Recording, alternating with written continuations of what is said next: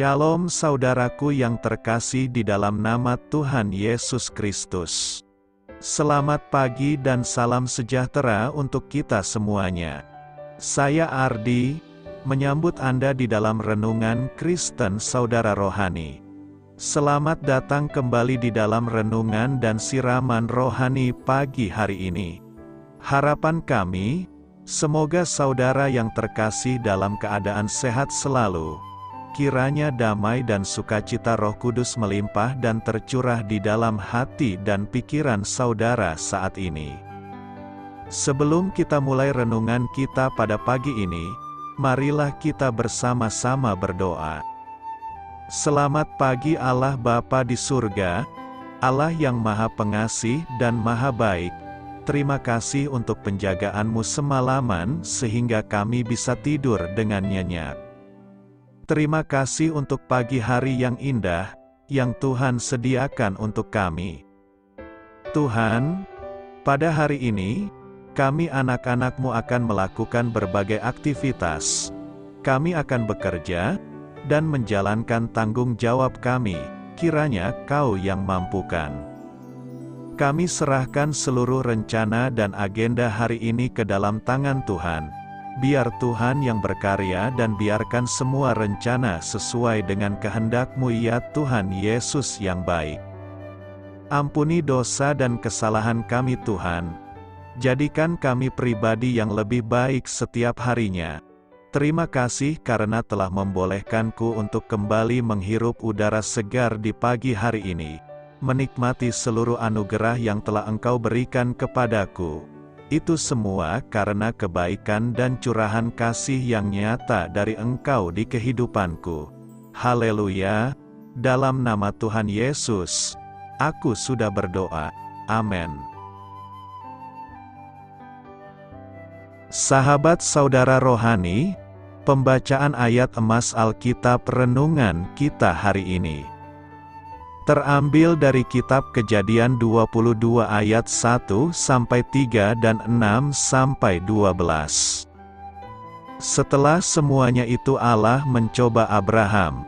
Ia berfirman kepadanya, "Abraham." Lalu sahutnya, "Ya, Tuhan." Firman-Nya, "Ambillah anakmu yang tunggal itu, yang engkau kasihi, yakni Ishak, pergilah ke tanah Moria dan persembahkanlah dia di sana sebagai korban bakaran pada salah satu gunung yang akan kukatakan kepadamu." Keesokan harinya pagi-pagi bangunlah Abraham. Ia memasang pelana keledainya dan memanggil 2 orang bujangnya beserta Ishak, anaknya. Ia membelah juga kayu untuk korban bakaran itu. Lalu berangkatlah ia dan pergi ke tempat yang dikatakan Allah kepadanya. Lalu Abraham mengambil kayu untuk korban bakaran itu dan memikulkannya ke atas bahu Ishak, anaknya, sedang di tangannya dibawanya api dan pisau. Demikianlah keduanya berjalan bersama-sama. Lalu berkatalah Ishak kepada Abraham, "Ayahnya, Bapa?"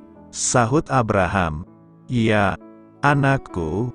Bertanyalah ia, "Di sini sudah ada api dan kayu.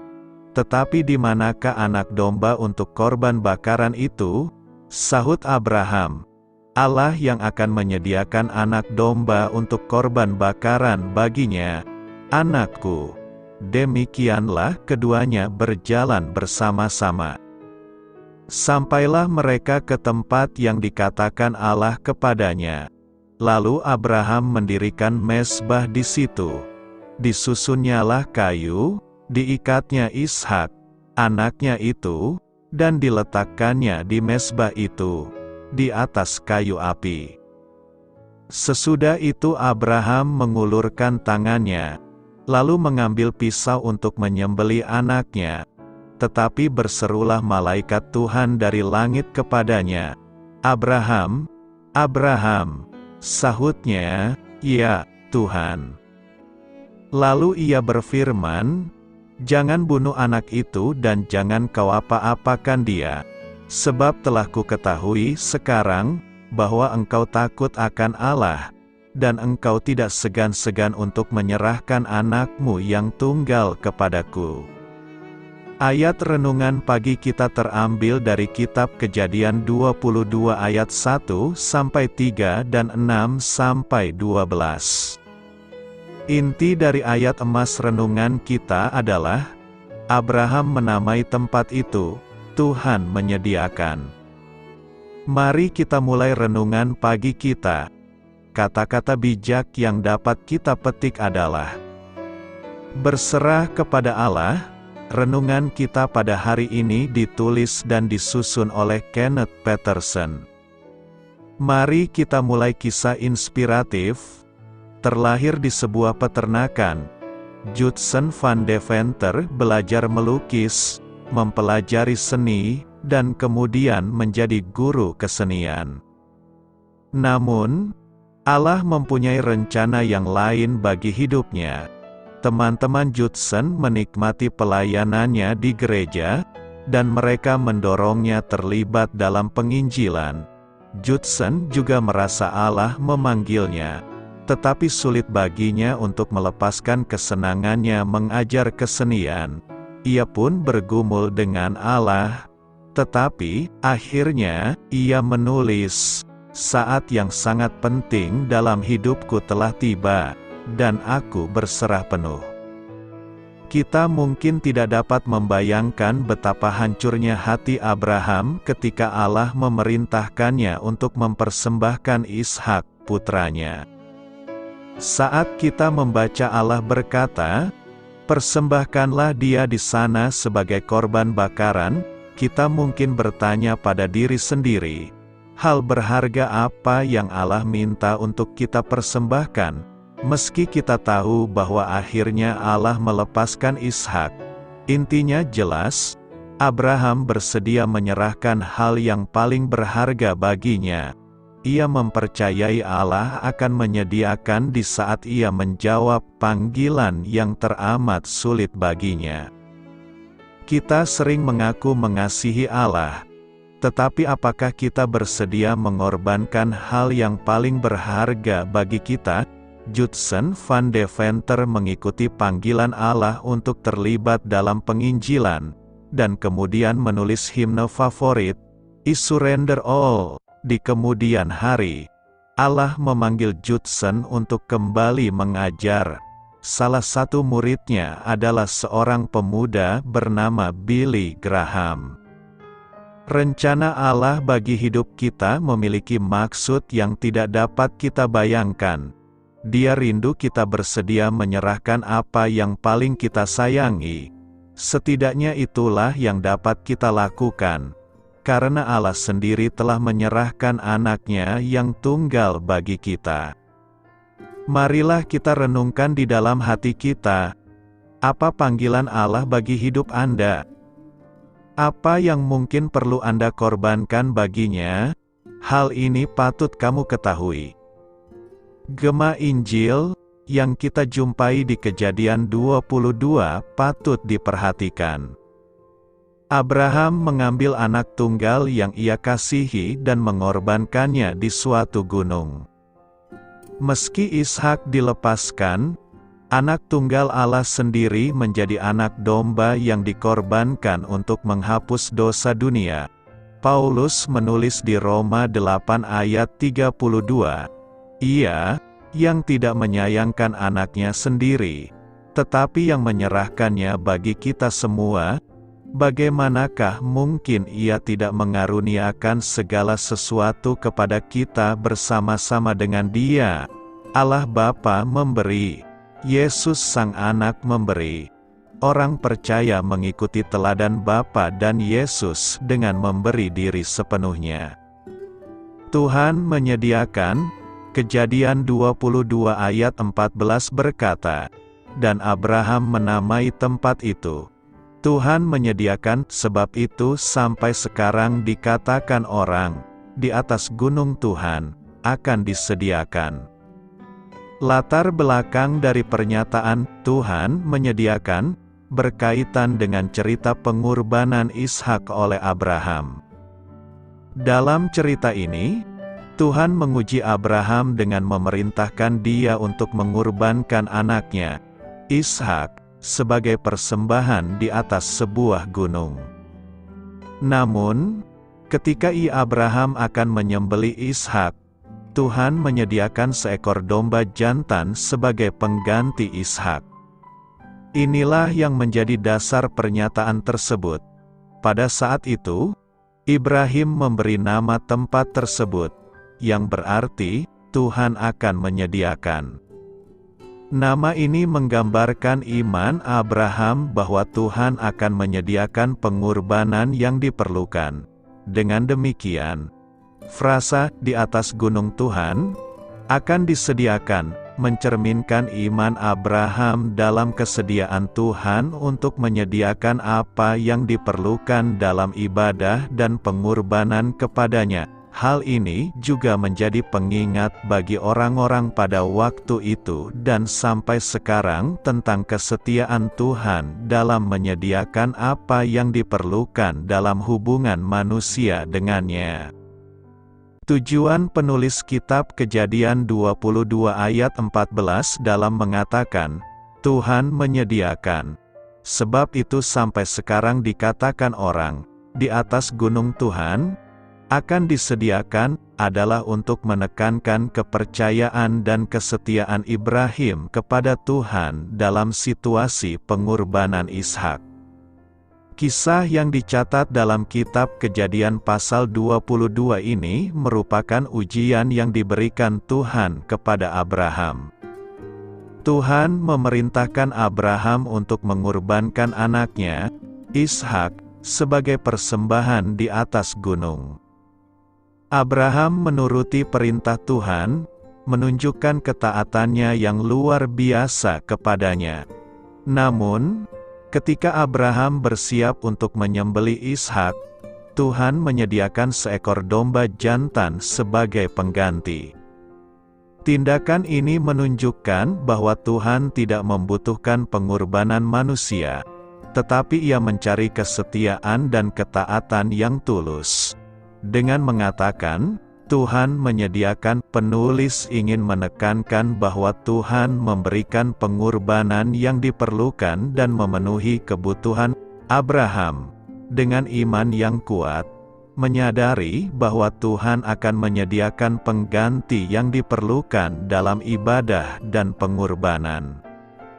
Frasa "di atas gunung Tuhan" akan disediakan menjadi ungkapan yang terkenal dan dipergunakan oleh orang-orang pada waktu itu dan sampai sekarang untuk menggambarkan kepercayaan dan harapan mereka bahwa Tuhan akan menyediakan segala yang diperlukan dalam ibadah dan pengorbanan kepadanya.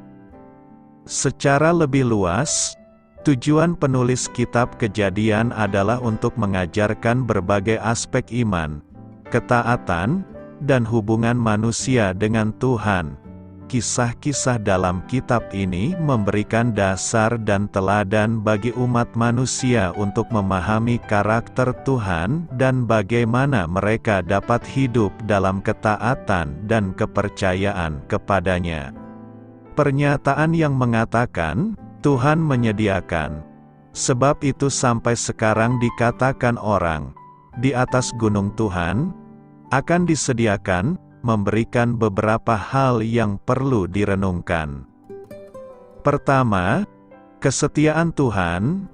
Pernyataan ini menunjukkan kesetiaan Tuhan dalam memenuhi kebutuhan dan menyediakan apa yang diperlukan dalam hubungan manusia dengannya. Tuhan tidak hanya membutuhkan pengorbanan, tetapi lebih menghargai ketaatan dan kepercayaan yang tulus. Kedua, kepercayaan dan iman. Pernyataan ini mencerminkan iman dan kepercayaan Ibrahim kepada Tuhan. Ibrahim memiliki keyakinan bahwa Tuhan akan menyediakan apa yang diperlukan dalam pengorbanan tersebut. Hal ini mengajarkan kita pentingnya memiliki kepercayaan yang kuat dalam Tuhan dan iman yang kokoh dalam menghadapi ujian hidup. Ketiga, pengganti kurban. Abraham mengalami penggantian Ishak dengan seekor domba jantan sebagai kurban. Hal ini menggambarkan bahwa Tuhan memiliki rencananya sendiri dan tidak selalu membutuhkan kurban yang mengorbankan nyawa manusia. Hal ini menunjukkan kasih dan rahmat Tuhan yang melampaui apa yang bisa kita pikirkan atau harapkan. Keempat, nama Yahweh Yireh. Abraham memberi nama tempat tersebut Yahweh Yireh, yang berarti Tuhan akan menyediakan. Nama ini menjadi pengingat bagi kita bahwa Tuhan adalah sumber segala kebutuhan kita. Kita dapat mempercayakan hidup kita kepadanya, bahwa Ia akan menyediakan apa yang kita perlukan pada waktunya. Karena itu, kita dapat memperhatikan kesetiaan Tuhan, mengembangkan iman dan kepercayaan yang kuat, mengakui bahwa Tuhan memiliki rencana yang lebih besar daripada yang kita ketahui, dan mengandalkan Tuhan sebagai sumber segala kebutuhan kita. Iman yang menyelamatkan. Hari ini kita memasuki Minggu Trinitatis. Dalam ibadah ini, tema yang akan kita renungkan adalah iman yang menyelamatkan. Iman itu selalu menghadapi ujian. Dengan ujian itu kita akan mendapatkan hikmatnya. Jika kita mampu menghadapi ujian itu dengan baik, maka iman itu akan menyelamatkan hidup kita. Jika kita tidak mau dan menghindari ujian iman itu, maka kita tidak akan memperoleh keselamatan. Dalam perikope minggu ini, kita melihat sebuah kesaksian Abraham yang menghadapi ujian iman dari Tuhan. Abraham dikenal sebagai bapa orang beriman karena dia mampu menghadapi ujian iman dengan baik dan melewatinya dengan penuh iman sehingga ia memperoleh keselamatan. Bagi Abraham, ia lebih mengasihi sang pemberi daripada pemberiannya kepadanya. Abraham lebih mengasihi Tuhan daripada apa yang diberikan Tuhan kepadanya. Itu sebabnya ia dengan rela memberikan anaknya Ishak untuk dikurbankan di Bukit Moria kepada Tuhan atas perintah Tuhan sendiri kepadanya. Abraham dengan tenang menghadapi pergumulannya dan melakukan yang difirmankan Tuhan kepadanya. Jika kita dalam posisi Abraham, mungkin bisa saja muncul pertanyaan dalam hati kita. Apakah janji Tuhan itu tidak lagi diberikan kepadaku? Apakah Allah sekejam itu? Anak yang telah lama dinanti harus diambil kembali, sekejam itukah Allah? Harus anaknya menjadi korban sembelihan? Kita tidak tahu apakah demikian juga pemikiran Abraham dalam menghadapi situasi ini. Namun dalam kisah ini kita dapat melihat bahwa begitu firman Tuhan datang kepadanya untuk menyerahkan anaknya menjadi korban sembelihan, keesokan harinya dia berangkat tanpa protes kepada Allah. Hal ini menunjukkan bahwa dalam menghadapi pergumulan hidup, Abraham mengandalkan keyakinan dan imannya. Kami akan sembahyang, sesudah itu kami kembali kepadamu. Apakah itu kalimat agar bujangnya tidak mengetahui apa yang akan mereka perbuat? Namun yang pasti sepertinya Abraham mempunyai keyakinan akan janji Tuhan kepadanya seperti yang sudah dijanjikan Tuhan kepadanya menjadi bangsa yang besar, memberkati dan menjadi berkat dan membuat namanya masyhur. Firman ini ingin mengingatkan kita kembali bahwa apapun yang kita miliki itu adalah sumbernya dari Allah. Maka jangan pernah mengatakan bahwa itu adalah hasil usaha kita. Tuhan siap kapan saja untuk memberi dan mengambil kembali apapun yang telah kita terima dari Allah. Maka dari itu jangan pernah bermain-main dengan kuasa Allah yang besar. Semua berkat yang kita terima dari Allah, apakah kita siap memakainya sesuai dengan yang Tuhan firmankan? Jika Tuhan masih memberi kehidupan, pakailah kehidupanmu untuk memuliakan Tuhan. Jika Tuhan memberikan kita rejeki, gunakanlah untuk pelayanan Tuhan. Anak-anak yang telah Tuhan berikan Tuhan kepada kita, ajarlah sesuai dengan firman Tuhan dan berikan untuk melayani Tuhan. Sebab itu, ingat kembali berkat Tuhan. Apakah sudah kita persembahkan buat Tuhan menjadi persembahan yang kudus di hadapannya? Yakinkan diri kita, bagaimanapun susahnya hidup yang kita hadapi, tangan pengasihan Tuhan pasti bekerja dalam hidup kita asalkan kita mengandalkan iman. Timbul pertanyaan kita, mengapa Abraham menjadi bapa orang beriman? Apakah yang dilakukannya sehingga tindakannya dinilai oleh Allah sebagai suatu kebenaran dan akhirnya ia menjadi bapa orang beriman? Pertama, Abraham memulai dengan ketaatan kepada perintah Tuhan. Taat kepada suatu perintah yang tidak pasti adalah hal yang sangat sulit. Tapi inilah yang dilakukan oleh Abraham ketika ia diperintahkan Allah untuk meninggalkan negerinya. Ibrani 11 ayat 8 mengatakan, Abraham ketika meninggalkan negerinya, ia tidak mengetahui tempat yang ia tujui. Artinya Abraham tidak memiliki gambaran yang jelas bagaimana kondisi dan situasi negeri yang akan ia tuju. Walaupun demikian, Abraham pergi juga dengan mentaati perintah Tuhan. Kedua, ketaatannya disertai dengan penyerahan diri secara total kepada Tuhan. Dari tindakan Abraham kita dapat melihat ketaatan Abraham disertai dengan penyerahan diri secara total kepada Allah. Abraham mengantungkan seluruh hidupnya hanya kepada Allah karena ia tidak tahu apa yang akan terjadi. Walau janji Allah kepadanya belum juga tergenapi, Abraham tidak mundur tapi maju terus. Abraham tetap menunjukkan sikap ketaatannya dan penyerahan dirinya dengan mendirikan mezbah bagi Tuhan. Abraham tetap menunjukkan kesetiaannya kepada Tuhan. Tidak ada ketakutan bagi Abraham dalam menjalankan perintah Allah, karena ia menggantungkan diri sepenuhnya kepada Allah. Ketiga, bersedia mengorbankan sesuatu yang paling berharga. Iman yang baik, hidup dan sempurna dari Abraham bukan hanya ditunjukkan dengan taat dan penyerahan diri sepenuhnya kepada Allah, tetapi juga melalui sikap bersedia mengorbankan yang paling berharga, yaitu Ishak anaknya yang tunggal kepada Tuhan di Gunung Moria. Ini adalah ujian yang sangat sulit bagi Abraham, tetapi ia tetap menunjukkan ketaatannya dan penyerahan dirinya secara total kepada Allah. Pengorbanan seperti ini menunjukkan bahwa Abraham sungguh takut akan Allah. Keempat, Abraham dengan segera melaksanakan perintah Tuhan yang diberikan kepadanya. Sikap Abraham dalam menghadapi ujian ialah dengan segera bangun dan taat langsung atas perintah Tuhan.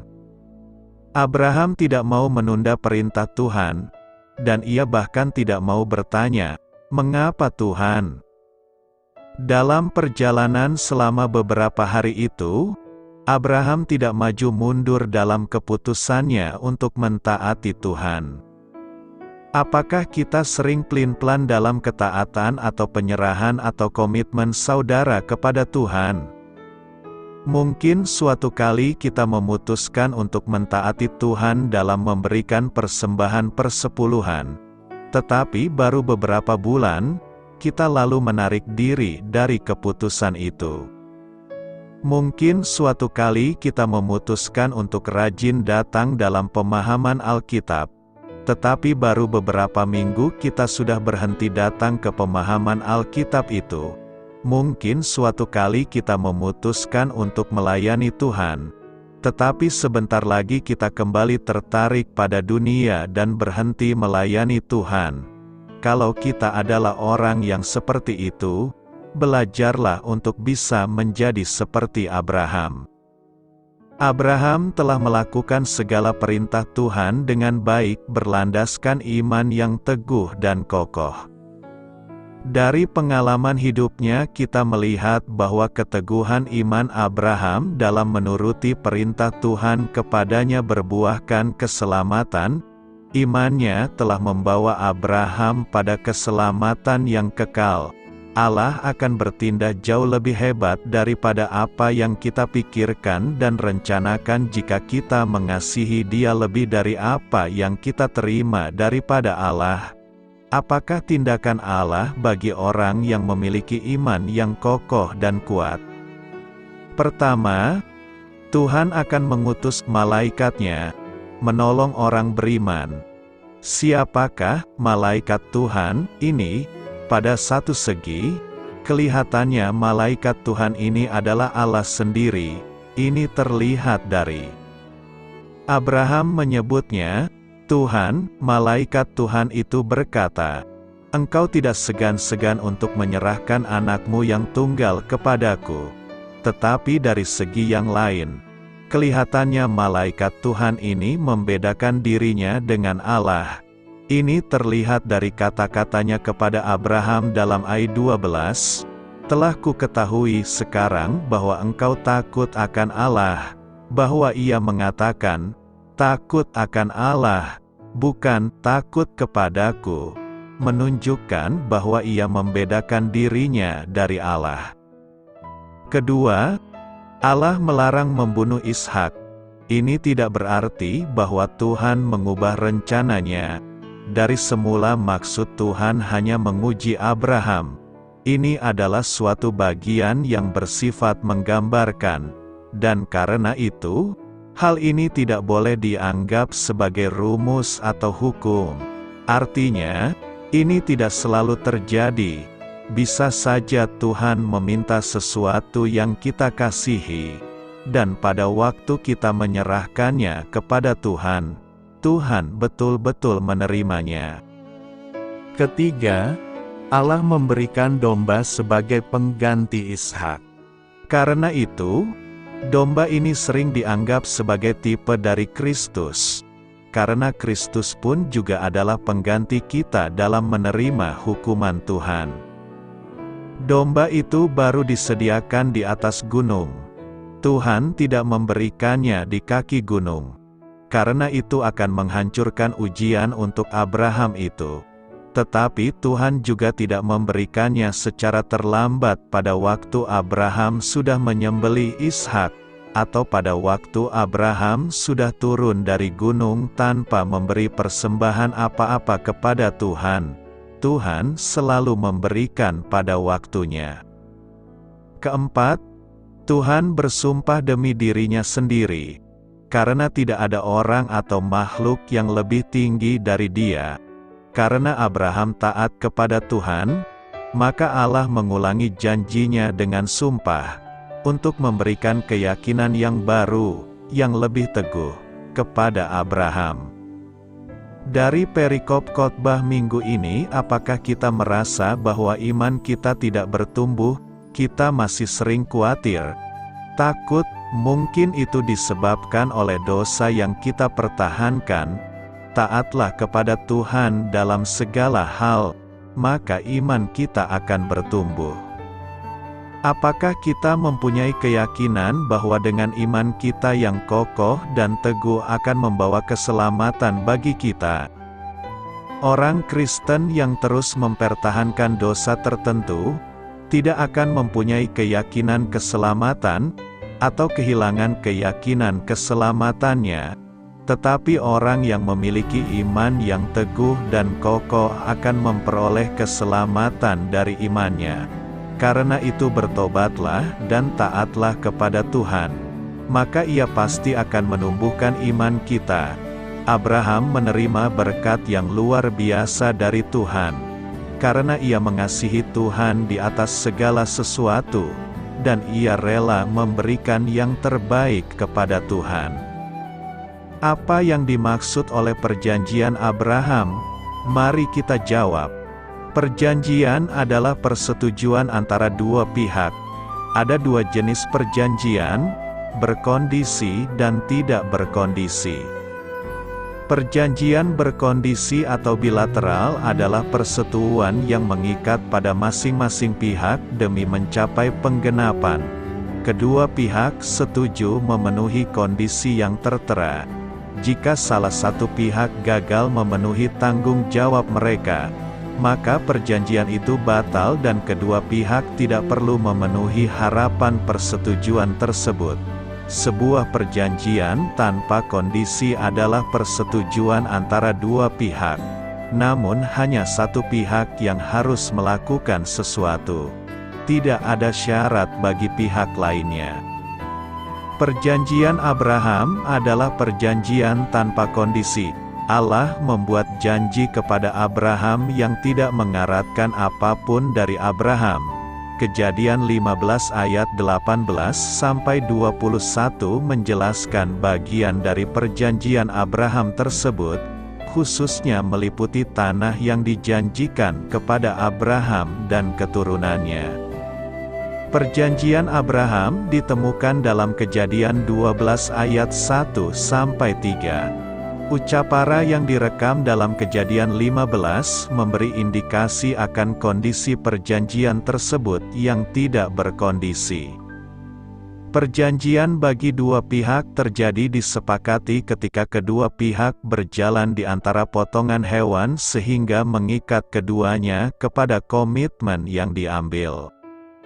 Yang kita amati adalah bahwa Allah sendiri yang melewati belahan hewan itu, dalam bentuk perapian yang berasap serta suluh yang berapi, mewakili Allah, yang melewati belahan hewan tersebut, sedangkan Abraham sedang tidur nyenyak. Tindakan Allah sendiri dalam upacara tersebut menjelaskan bahwa perjanjian itu merupakan janji dari Allah.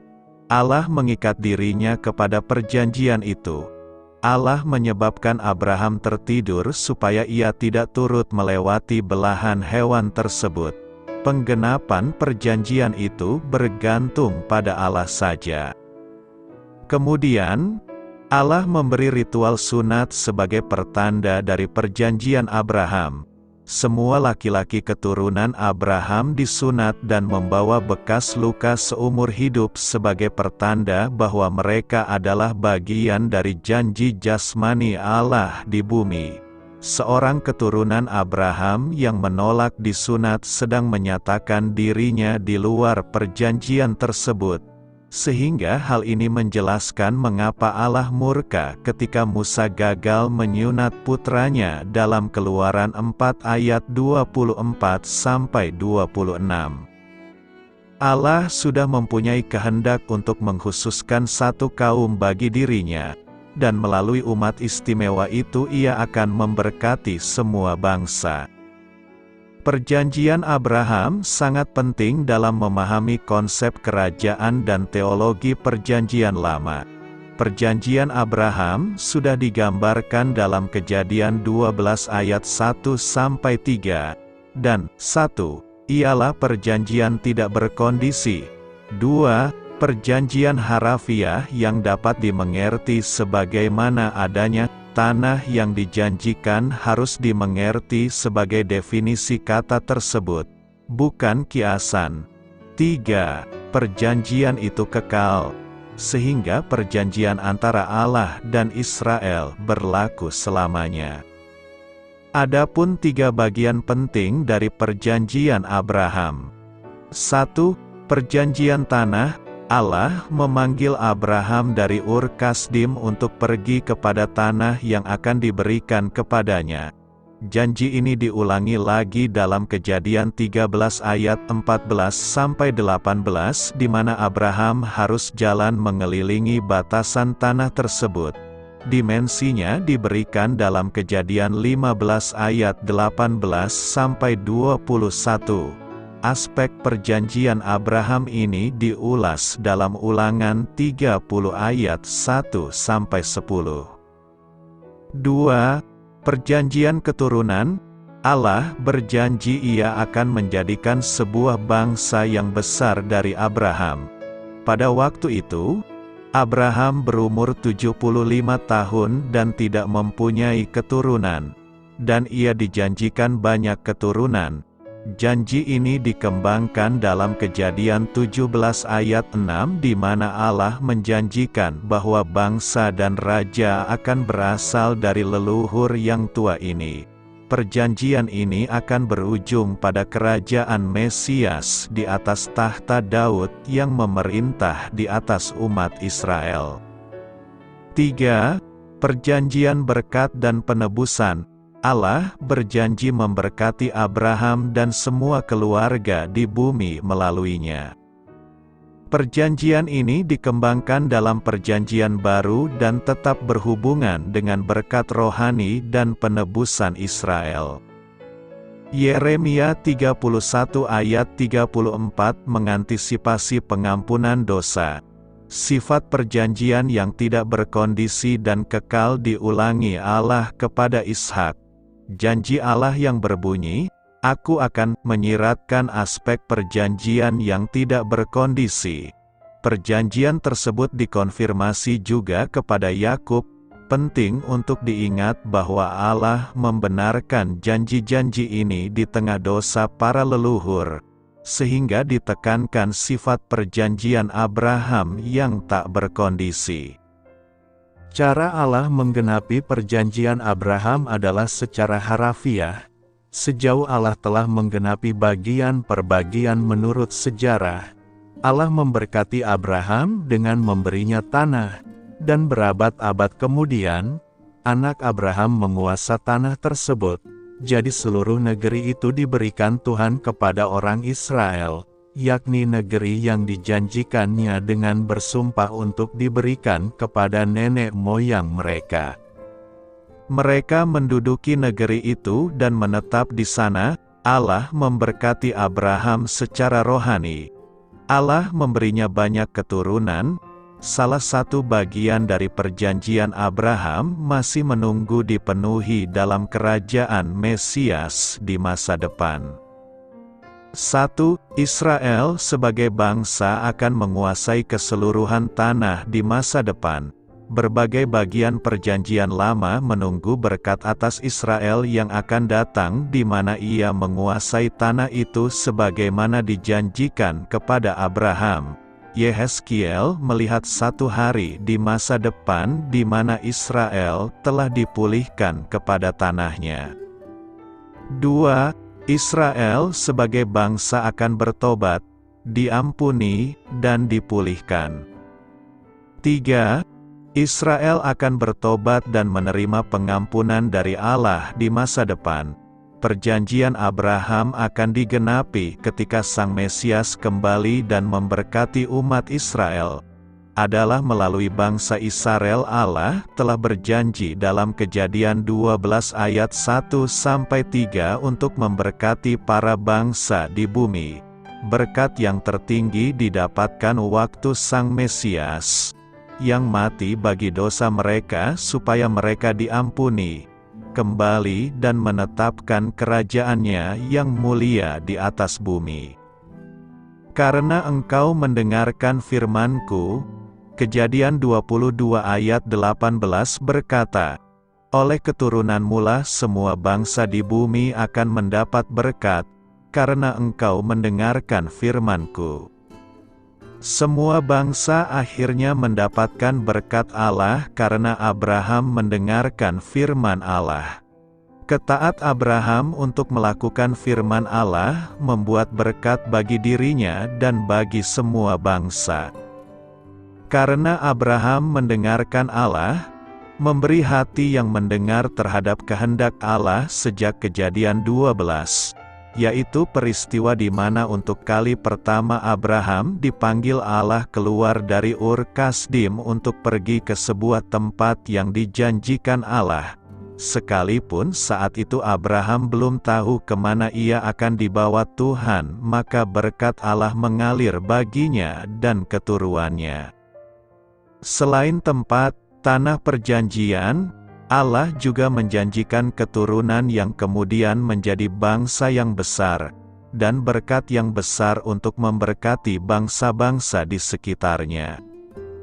Selain itu Abraham juga mendengar terhadap Allah ketika Allah kembali menjanjikan keturunan baginya dalam Kejadian 15, serta Kejadian 17 di mana Allah dengan tanda sunat membuat perjanjian kepada Abram bahwa ia akan menjadi bapa sejumlah bangsa yang besar. Dari kronologi kehidupan Abraham, dia tampak sebagai bapa yang penuh iman. Bapa yang mendengarkan Allah dengan penuh kepercayaan. Hasil dari Abraham mendengar firman Allah adalah kuasa untuk berjalan dalam iman. Dalam Roma 10 ayat 17 dituliskan bahwa, jadi, iman timbul dari pendengaran oleh firman Kristus. Hal itu juga menjadi sebab mengapa Abraham disebut sebagai bapa segala orang beriman. Dan kita yang beriman kita bisa menerima berkat oleh karena iman kita seperti iman Abraham. Galatia 3 ayat 9 tertulis di sana. Jadi mereka yang hidup dari iman, merekalah yang diberkati bersama-sama dengan Abraham yang beriman itu. Apa yang dihasilkan dari mendengar? Iman. Apa yang dihasilkan dari iman? Ketaatan. Karena iman Abraham taat, ketika dipanggil untuk berangkat ke negeri yang akan diterimanya menjadi milik pusakanya. Lalu ia berangkat dengan tidak mengetahui tempat yang ia tujui. Karena iman ia diam di tanah yang dijanjikan itu seolah-olah di suatu tanah asing dan di situ ia tinggal di kemah dengan Ishak dan Yakub, yang turut menjadi ahli waris janji yang satu itu. Sebab ia menanti-nantikan kota yang mempunyai dasar, yang direncanakan dan dibangun oleh Allah. Sebetulnya, yang Allah lakukan bukanlah ketidakadilan, melainkan sebuah alur proses kebaikan untuk Abraham dan kita yang bersedia mendengar, beriman, dan ketaatan yang menghasilkan berkat khusus. Berkat khusus untuk Abraham ialah tanah perjanjian atau Kanaan, keturunan atau Ishak, dan berkat kemakmuran dalam bangsa dan menjadi berkat bagi bangsa lain, kekayaan dan keselamatan. Kisah Abraham memberikan sebuah pola, mendengar, iman, ketaatan, berkat khusus. Kadang, apa yang kita harapkan bukanlah yang terbaik yang dari Allah.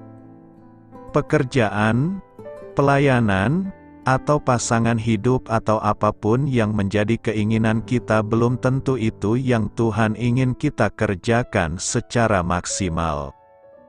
Yang dapat kita kerjakan saat ini adalah banyak mendengar suara Tuhan dalam pembacaan kitab suci dan doa khusus. Apakah segala yang kita kerjakan dan inginkan akan menyukakan hati Tuhan dan membuatnya puas untuk apa yang telah kita kerjakan?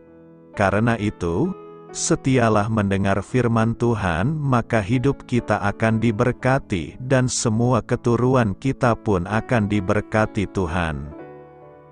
Doa saya menyertai saudara sekalian. Marilah kita menyampaikan doa syafaat. Allah yang baik, aku bergumul untuk sepenuhnya menyerahkan hidupku kepadamu. Tolonglah aku untuk percaya kepadamu. Amin. Sampaikan harapan dan permintaan saudara kepada Tuhan.